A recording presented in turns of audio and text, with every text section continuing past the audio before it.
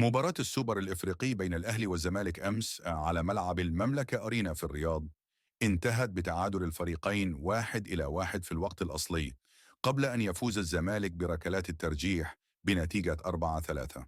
تقدم الأهلي في الشوط الأول عن طريق ركلة جزاء سجلها وسام أبو علي، بينما تعادل الزمالك في الشوط الثاني بواسطة هدف ناصر منسي. المباراة شهدت تنافسا شديدا وامتدت إلى ركلات الترجيح، حيث أهدر لاعبو الأهلي ركلتين حاسمتين، بينما سجل الزمالك جميع ركلاته ليحصد اللقب للمرة الخامسة في تاريخه. بعد المباراة أعرب مدرب الأهلي مارسيل كولر عن خيبة أمله بسبب إهدار الفرص، فيما احتفل لاعبو الزمالك باللقب بشكل كبير بعد موسم صعب على المستوى المحلي. بعد المباراة برزت العديد من الأحداث المهمة. الفريق الأبيض احتفل بشكل كبير باللقب، حيث يمثل هذا الانتصار انتعاشة بعد موسم صعب على المستوى المحلي. اللاعبون قادوا احتفالات ضخمة وسط دعم جماهيرهم التي حضرت بأعداد كبيرة في الرياض.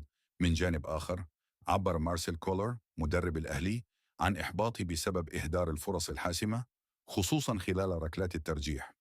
على الرغم من سيطرة الأهلي على فترات طويلة من المباراة، إلا أن الفشل في استغلال الفرص، وخاصة إهدار الركلتين في ركلات الترجيح، كان السبب الرئيسي في خسارة اللقب.